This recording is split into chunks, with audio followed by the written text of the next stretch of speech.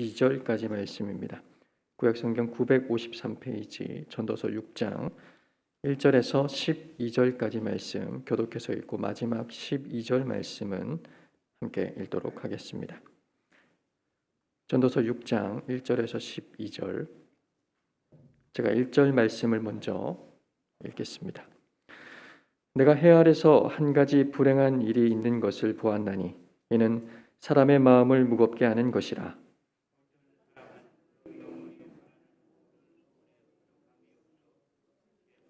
부요와 존귀를 하나님께 받았으나 하나님께서 그가 그것을 누리도록 허락하지 아니하셨으므로 다른 사람이 누리다니 이것도 헛되어 악한 병이로다. 사람이 비록 100명의 자녀를 낳고 또 장수하여 사는 날이 많을지라도 그의 영혼은 그러한 행복으로 만족하지 못하고 또 그가 안장되지 못하면 나는 이르기를 낙태된 자가 그거보다는 낫다 하나니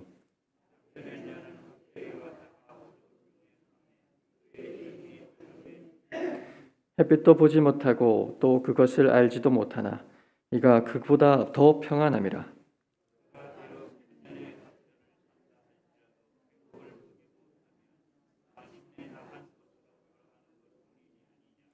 사람의 수고는 다 자기의 입을 위함이나 그 식욕은 채울 수 없느니라.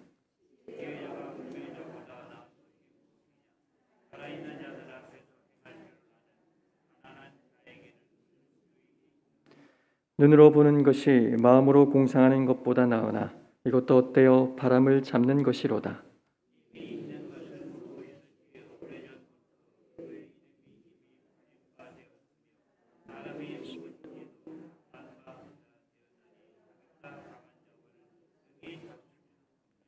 헛된 것을 더하게 하는 많은 일들이 있나니 그것들이 사람에게 무슨 유익이 있으랴.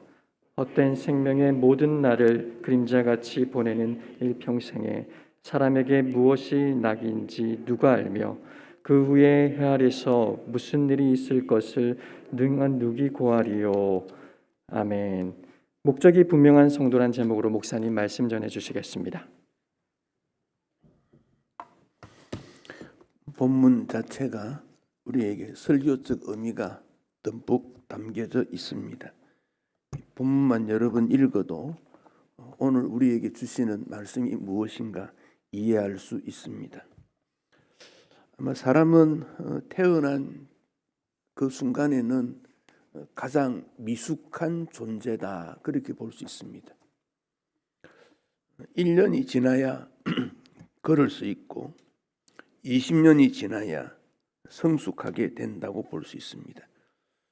그렇지만은 나이가 든다고 해서 완전하지는 않습니다. 그런데 사람을 만물에 다스리는 책임, 만물의 책임자로 하나님께서 세우셨습니다. 미숙하지만은 피조물 가운데 사람을 가장 뛰어난 존재로 만드셨습니다. 가장 빠른 짐승이 있지만 사람이 고안한 빨리 달릴 수 있는 기계는 그런 어떤 동물보다 빠릅니다. 하늘을 날 수 있는 새가 있지만은 사람은 비행기를 만들어서 그 새들보다 더 멀리 날 수 있도록 그런 연구를 했습니다. 이제는 달까지, 우리나라도 달까지 우주선을 보내고 얼마나 더 될지 모르겠습니다. 참 사람은 미완성 존재이지만은 연구하고 개발한 업적은 너무너무 놀랍다 하는 점을 깨닫게 됩니다. 우리는 23년 올해에 하얀 종이에다가 23년을 그려나가기 시작합니다. 이제 한 열흘 동안은 무언가 그림을 그렸습니다. 처음에는 아주 뚜렷한 그림을 그리는 사람도 있는데 나중에 연말에 가서 보면 이게 무슨 그림인지 모를 수도 있어요. 연초에는 막 약하고 희미하고 그런데 시간이 흐를수록 뚜렷해질 수도 있어요. 어쨌든 하얀 종이에 23년이라고 하는 한 해의 그림을 그리기 시작했습니다. 연초에 기쁜 일이 있는 그것도 감사할 수 있어야 되고 힘들고 슬플 때도 인내할 수 있어야 한 해를 멋지게 그림을 그릴 수 있습니다. 근데 그 인생의 그림, 나의 한 해의 그림을 누군가가 평가할 수가 없습니다. 저 사람 왜 저렇게 살았어? 그런 말을 하지도 말아야 되고 또 들을 필요도 없습니다. 그건 하나님께서 나에게 주신 나만의 인생이기 때문에 그렇습니다. 히틀러가 어렸을 때 그림 그리기를 좋아했다 그럽니다. 그래서 미술학교에 진학하려고 했는데 2번 낙방했다 그럽니다. 근데 함께 동료들 중에 유대인이 있었는데 그 유대인 학생들이 히틀러가 그림 그리는 일에 낙방했다고 놀려서 히틀러가 열등의식에 사로잡았고 그것 때문에 훗날 유대인들을 학살하게 되었다. 그런 말도 있습니다.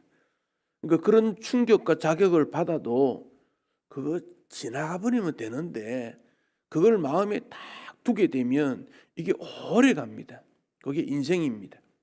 그러니까 지나간 것 중에 우리가 꼭 기억해야 될 것은 기억하지 않고 기억하지 않아야 될 것을 기억하는 그런 일들이 있습니다. 그래서 잊어버리는 것도 은혜입니다. 그런 아름다운 여러 가지들이 상처도 있고 좌절감도 있고 이런 것들이 다 모여서 인생이 되기 때문에 그렇습니다. 그래서 인생은 한 번 사는 존재다 하는 겁니다. 그래서 일생이다 그런 말을 합니다. 23년도에도 한 번밖에는 살지 못합니다. 하루하루가 참으로 귀하다 하는 것을 생각해야 됩니다. 그러면서 내가 할 수 있는 일은 무엇일까? 그것을 찾는 것이 지혜라고 여겨집니다. 할 수 있는 것. 할 수 없는 것을 자꾸 바라보고 왜 그런가를 생각하면 그거는 허비할 수밖에 없어요. 할 수 없는데 그걸 자꾸 붙잡고 어떻게 그럴 필요는 없지 않습니까? 그러니까 할 수 있는 것. 하나님 앞에서 주님 내가 할 수 있는 게 뭡니까? 그 점을 찾아야 됩니다. 남아프리카 공화국의 만델라 대통령 있지요. 그가 자유 독립을 부르짖다가 감옥에 갇혀서 27년 감옥 살해했다 그럽니다. 76세의 대통령이 되었는데 흑백의 갈등이 깊이 있는 그 문제를 푸는 것 때문에 노벨 평화상을 받았습니다. 근데 그가 인정을 받는 이유는 할 수 있는 것과 할 수 없는 것을 구분할 줄 알았다 그런 말입니다. 그러니까 사람의 갈등 문제, 흑백 갈등 문제는 그가 문제를 풀었는데 경제 문제는 풀 수 없었다 그럽니다. 그래서 재선하게 될 때 그는 이제 내가 재선 얼마든지 재선할 수 있겠지만 재선은 나의 몫이 아니다. 그리고 물러납니다. 존경받습니다. 할 수 있는 일이 뭔가 하는 겁니다. 다 하고 싶지만 그중에 할 수 있는 것이 많지 않습니다. 그것을 찾는 것이 좋습니다. 인생이 참 빠르다는 것은 우리가 다 알고 있고 바람이 지나가는 것 같다. 물이 흘러내리는 것 같다. 바람이나 물은 이렇게 가면 돌아오지 않습니다. 돌아오지 않습니다. 지나가 버립니다. 그래서 허비하지 않도록 조심해야 됩니다. 또한 인생은 나그네입니다. 영원히 살지 못합니다.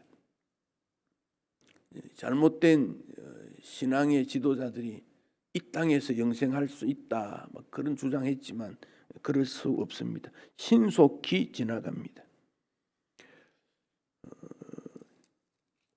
솔로몬이 전도서 6장을 하면서 이런 그 인생이 이렇게 짧고 빠른 시간 속에 좀 힘든 것, 괴로운 것, 번거로운 것, 귀찮은 것, 해로운 것 이런 것들이 몇 가지 있다. 크게 3가지 말씀하고 있습니다. 1절에서는 보면 불행한 일이 있더라 그랬습니다. 우리 인생에게는 불행한 일이 있더라. 2절에 보면 어떤 사람의 그 영혼이 바라는 모든 소원에 부족함이 없이 재물, 부요, 존귀를 하나님 앞에 받았는데 그것을 누리지 못했다 그랬습니다. 재물이 많아도 부요해도 존귀해도 건강하지 못하면 어떻겠습니까? 그 다 흡이라 이런 말이죠. 다른 사람이 누린다 그랬습니다. 재물도 부유함도 존귀도 다른 사람이 누리더라. 자기와 전혀 관계없는 자녀들이 누리면 좀 그래도 나을 것 같은데 전혀 누리지 못하는 그런 경우 있더라. 그 사람 입장에서 보면 헛수고 헛고생. 그래서 2절 뒷부분에 이것도 헛되어 악한 병이다 그렇게 표현을 했습니다. 다윗이 사울 왕에게 쫓겨다닐 때 어느 광야에서 다윗을 따르는 사람들이 있었습니다. 다윗이 참 존경받는 사람이었지요. 그때 다윗이 도망 다닐 때 따르던 사람이 400여 명이었다. 400여 명이 하루하루 먹고 잠자고 생활하면 이게 만만치 않습니다. 우리가 10사람만 식사를 해도 만만하지 않는데 400여 명이 하루 3끼, 세 끼인지 2끼인지는 모르지만은 하여튼 매일 먹고 잠자고 생활하고 또 전쟁이 일어나는 그런 조짐이 있으면 싸워야 되고 도망을 가야 되고 쉽지 않습니다. 그래서 좀 부자에게 가서 좀 도와달라 부탁하려고 그랬습니다.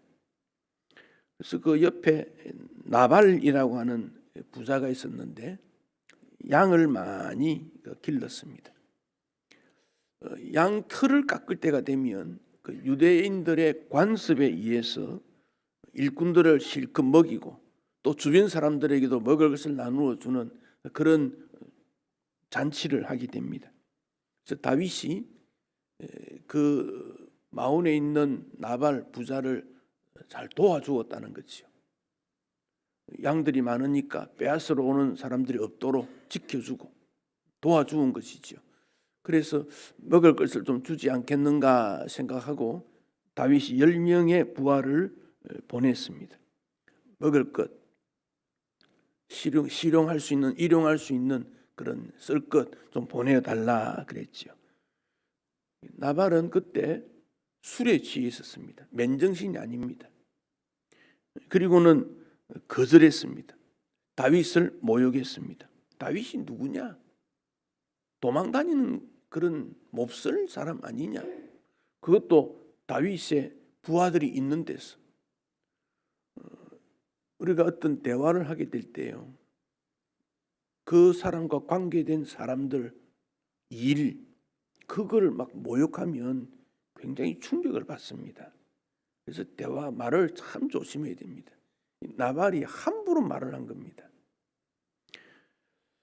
다윗이 그 말을 듣고 부하들을 데리고 가서 나발을 죽여야 되겠다 간 겁니다. 다윗도 흥분했지요. 그럴 수 있나? 내가 조금 도와달라 그랬는데, 내가 도와준 거 생각하면 얼마든지 도울 수 있는데. 그때 나발의 아내 아비가일이라고 하는 그 여인이 그 남편의 종의 소식을 듣고 큰일 났다 해서 즉시 할 수 있을 만큼 떡, 포도주, 고기 충분히 준비해서 다윗이 오는 것을 가로막고 남편 대신 용서를 구하고 나누어 주게 됩니다. 다윗은 그것을 받고 마음이 누구뜨리고 돌아갔습니다. 나발은 그 다음 날 아비가일을 통해서 다윗이 400여 명 데리고 당신을 공격하러 왔다 그 말을 듣고 그만 마음이 낙담이 되어 열흘 동안 시런시런 앓다가 죽었습니다. 사무엘상 25장 28절에 여호와께서 나발을 치시니 그가 죽으니라. 나발에게 재물, 부요, 존귀함을 줬는데 누리지 못한 겁니다. 누리지 못했습니다. 하나님께서 불러가니까 순식간에 사라지고 훗날 아비가일은 다윗의 아내가 됩니다. 나발이 가지고 있던 재물 부유함 누가 누렸습니까? 부인이든지 혹은 다윗에게로 갔겠지요. 나발, 어리석은 사람의 대표자입니다. 그러니까 나에게 뭔가가 있다. 건강이 있든지 재물이 있든지 지식이 있든지 믿음이 있든지 말을 잘하든지 나에게 있는 그 무엇으로 섬기는 것, 손을 펴서 베푸는 것, 하나님의 축복입니다.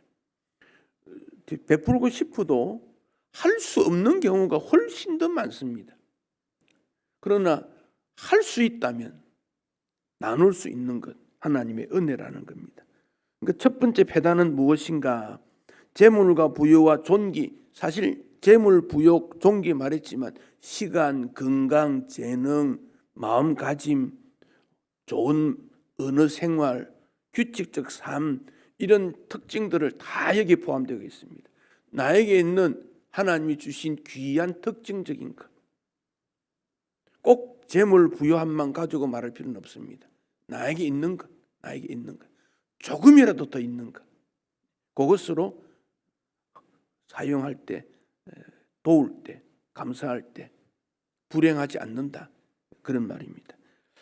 두 번째가 3절에서 6절의 내용인데 3절에 보면 이 어떤 사람에게는 100명의 자녀를 낳았다 그랬습니다. 그리고 그 사람이 장수해서 사는 날이 많다, 오래 살았다, 그런 말입니다.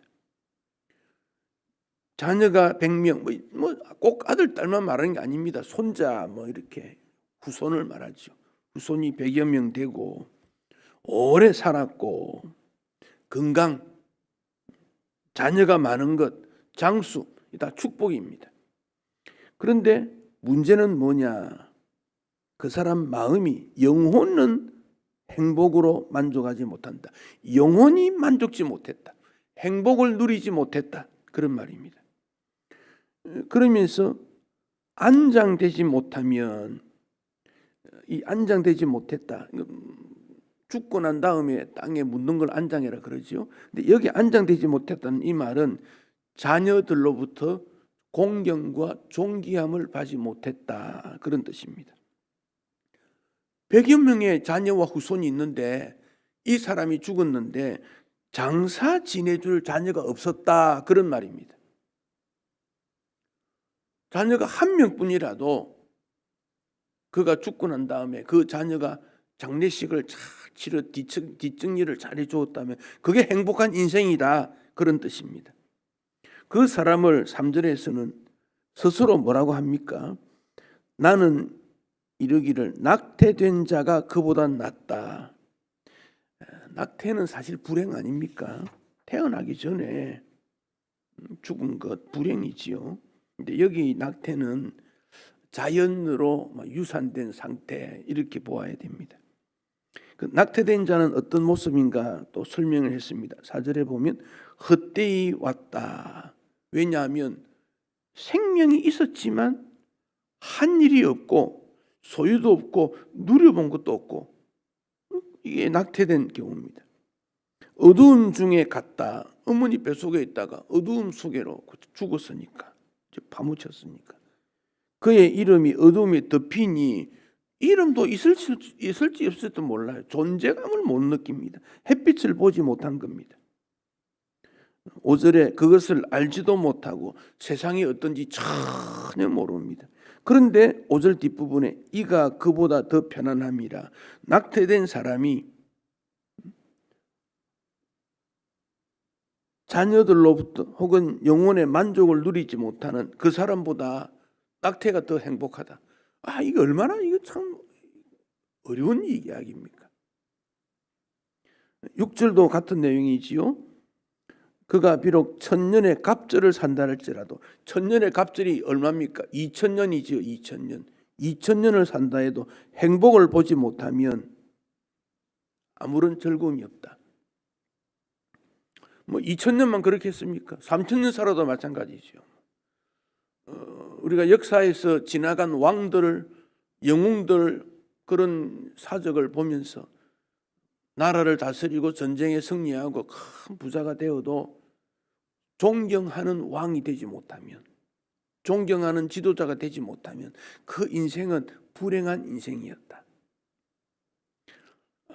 남자들은 정치하는 데 관심이 좀 많습니다. 그러니까 경제인이든 언론이든 대학 교수든 나중에 다 정치로 다 안 갑니까? 정치인으로 갔을 때 존경받는 정치인이 몇 사람이나 되느냐는 겁니다.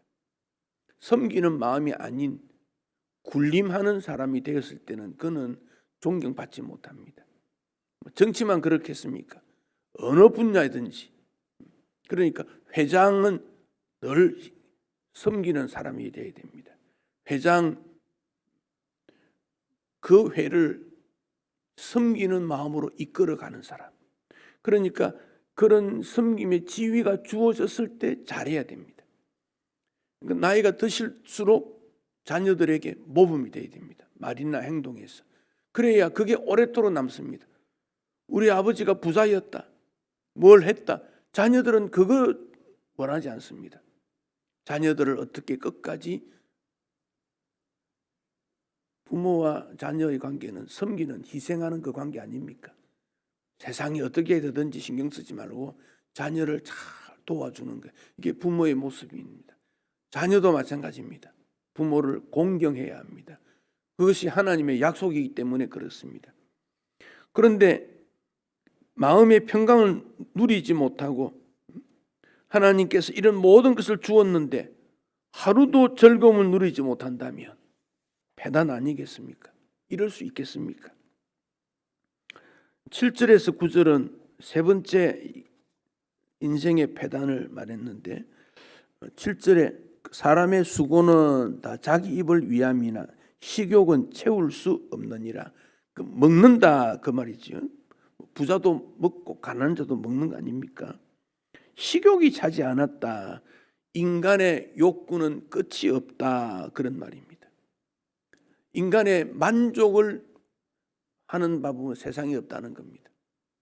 식욕이란 단순한 먹거리를 말하지만 식욕 말고도 사람에 있어서의 그 욕구는 끝이 없습니다. 챔피언은 1등을 하려고 얼마나 노력합니까? 근데 챔피언이 한 명뿐이지 두 명이 아니지 않습니까? 두 명이 되면 더 좋을 텐데, 근데 그렇게 사람은 제도를 만들지 않습니다. 8절에 지혜자가 우매자보다 나은 것이 무엇이냐? 지혜자도 우매자처럼 식사해야 되고 지혜자도 욕구 충족에 있어서는 똑같다, 그런 말입니다. 지혜롭다고 해서 욕심이 없느냐? 아니다. 다 욕심이 있다, 그런 말입니다. 8절 뒷부분에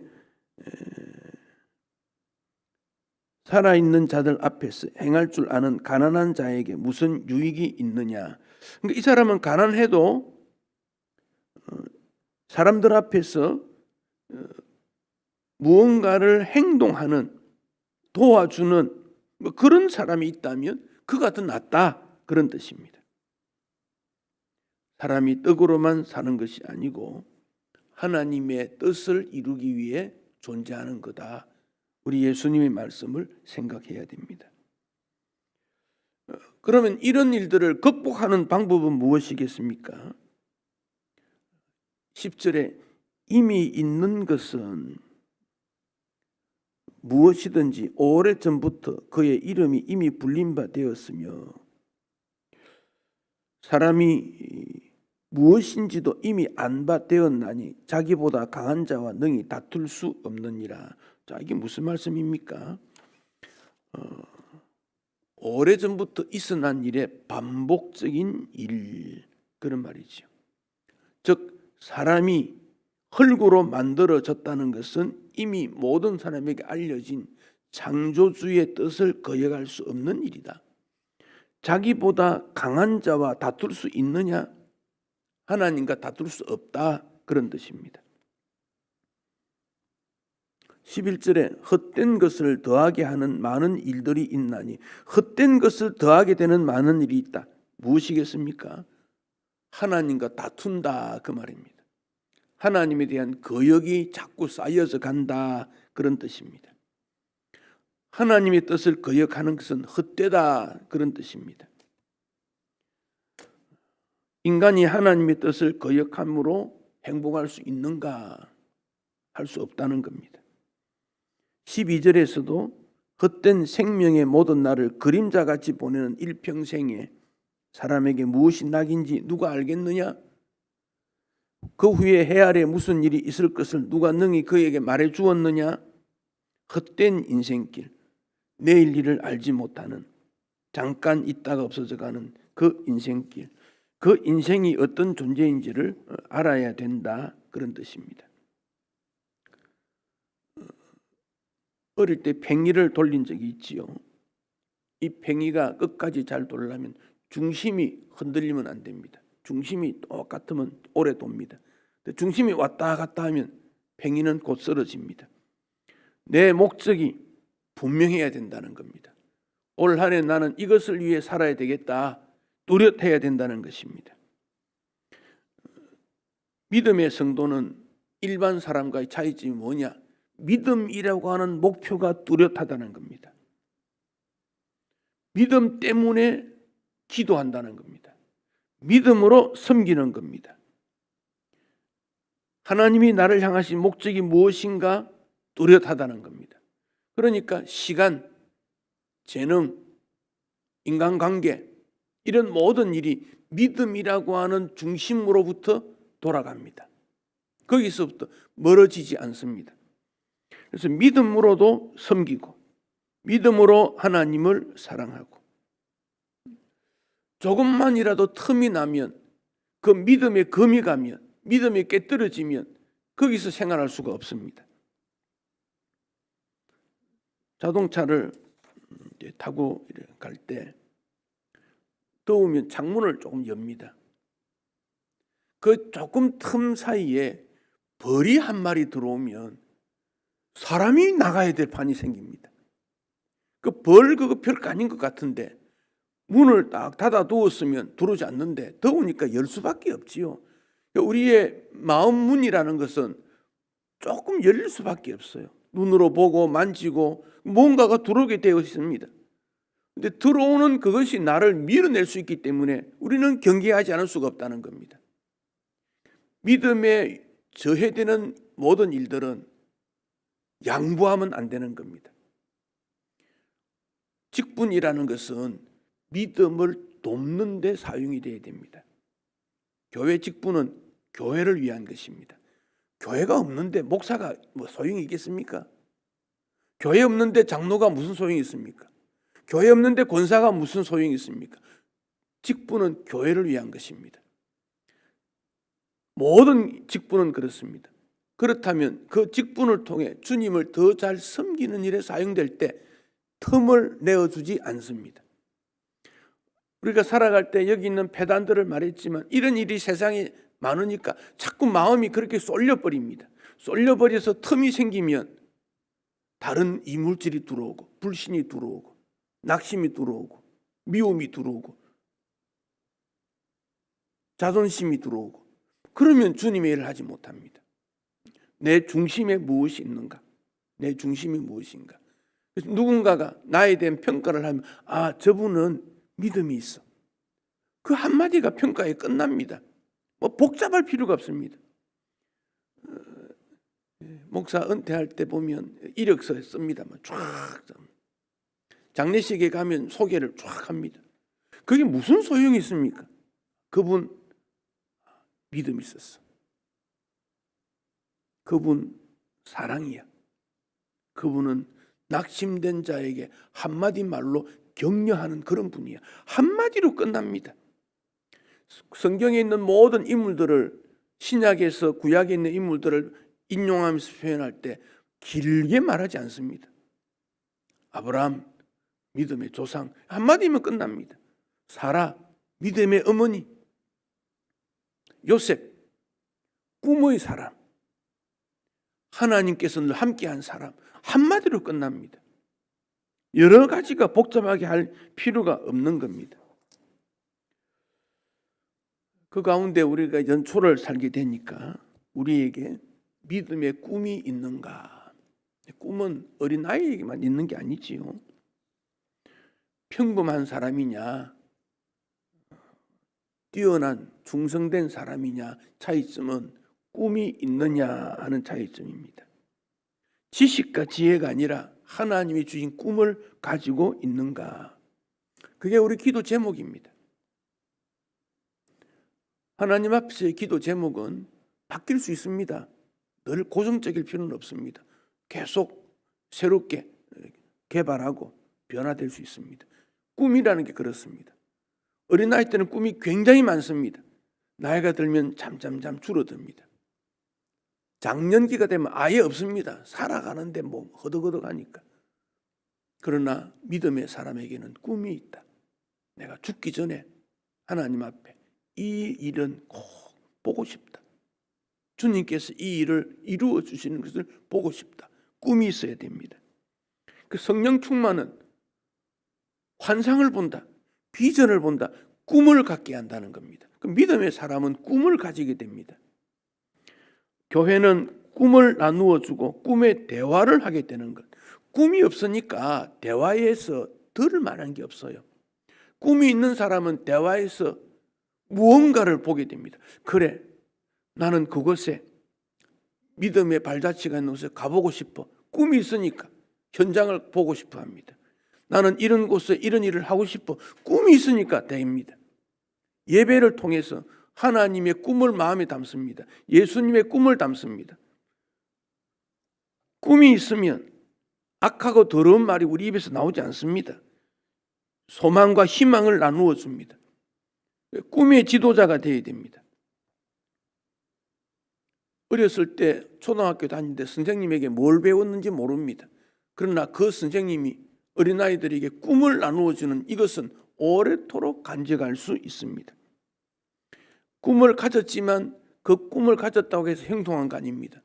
그 꿈을 이루기까지는 많은 고난과 고통과 어두움의 터널을 지나야 됩니다. 대표적으로 요셉이 그렇지 않습니까? 하나님이 주신 꿈을 형들에게 말했더니 형들이 격려해 줄 줄 알았는데 전혀 형들이 격려하지 않고 오히려 그 꿈 때문에 요셉을 팔아버렸습니다. 노예로 팔았습니다. 꿈 때문에 팔렸습니다. 비전은 꿈을 가지게 되고 기도하게 되고 도전하게 됩니다. 그러나 막연한 몽상, 막연한 헛된 것을 꾸는 것은 우리에게 도움이 되지 않습니다. 시편 81편 10절 내 입을 크게 열라 내가 채우리라. 어미새가 먹이를 갖고 와서 아기 새에게 주려고 하면 입을 가장 크게 벌리는 아기 새의 입에 넣어준다는 겁니다.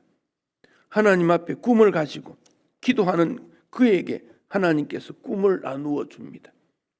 꿈이 없는데 하나님께서 줄 게 뭐 있습니까? 기도를 길게 오래도록 했는데 꿈이 없는 기도는 하나님께서 뭐 줄 게 없어요. 편안한데 먹고 사는데 문제가 없는데 뭘 그걸 자꾸 기도합니까? 꿈의 기도가 필요합니다. 꿈이 있는 노인은 믿음의 청년입니다. 그러나 꿈이 없는 청년은 정신적으로 노인입니다. 꿈이 있으면 그를 나이와 관계없이 하나님 앞에서 살아갈 수 있습니다. 이 꿈은 시간이 많이 걸립니다. 10년, 20년 시간을 통해 열매를 맺습니다. 어쩌면은 죽고 난 다음에 열매가 맺힐 수도 있습니다. 살아있을 때 맺히지 않을 수도 있습니다. 그러나 그 꿈이 하나님 앞에서 이루어지는 꿈이라면 죽음 다음에도 이루어진다는 것을 기억해야 합니다. 삼손의 아버지 마노아지요. 마노아. 이 마노아가 자녀가 없었지 않습니까? 그런데 하나님 앞에 경건하게 늘 마음의 꿈을 갖고 살았던 마노아입니다. 마노아의 특징은 뭐냐? 섬기는 겁니다. 대접하는 겁니다. 일하러 갔는데 마노아의 아내한테 여호와의 사자가 나타났습니다. 그리고는 아들을 낳겠다 말했지요. 그래서 아내가 마노아에게 말했더니 마노아는 믿을 수가 없다. 믿으라고. 그러면 또 나타나게 되면 그래서 또 나타났지 않습니까? 천사가. 마노아에게 말했더니 마노아가 말합니다. 양 잡고 빨리 먹을 거 준비해서 대접해라. 천사가 말합니다. 그 대접은 내가 받을 것이 아니다. 천사는 먹는 게 아니니까 하나님 앞에 올려드리라. 마노아가 섬기는 일을 잘했기 때문에 삼손을 자녀로 받은 겁니다. 하나님 앞에 올리는 그 번제가 이웃을 섬기는 것과 똑같은 거다. 여호와의 사가 그렇게 설명합니다. 꿈이 가진 사람, 하나님이 꿈을 주실 때 언제 주시느냐? 섬기는 일을 할 때, 봉사할 때 하나님께서 꿈을 주시고, 그런 마음 가진 사람에게 꿈을 주시고, 그러니까 마노아 가정에 삼손이라고 하는 사사가 나타나서 민족을 지도하는 인물이 나타나게 된 거 아닙니까? 솔로몬이 보았던 인생의 패단은 참 허무하더라. 욕구가, 인간의 탐욕이 끝이 없더라. 불행한 일이 너무 많더라. 그럼 그렇게 살아야 되느냐? 그렇지 않다. 꿈이 있는 인생은 이런 모든 불행한 일들, 이런 모든 인생의 어두운 것들을 극복할 수 있는 그 근거가 꿈이 있는 인생이라, 그런 말입니다. 올 한 해 하나님께서 여러분에게 어떤 꿈을 주시려고 하겠습니까? 그 꿈을 받고 찾으십시오. 그 꿈을 실천하십시오. 그러면 23년도 한 종이에 멋진 그림을 그려서 두고두고 행복한 한 해였다, 그렇게 평가를 받을 수 있을 것입니다. 한 해를 어떻게 시작하느냐? 연말을 바라보게 됩니다. 그래서 신년 기도회가 맞는 이유가 거기에 있습니다. 연초에 기도하는 이유가 그겁니다. 한 해 동안 나는 이렇게 섬기고 이런 꿈을 가지고 이런 인생이 될 거야. 행복하고 멋진 인생 되시기를 축복합니다.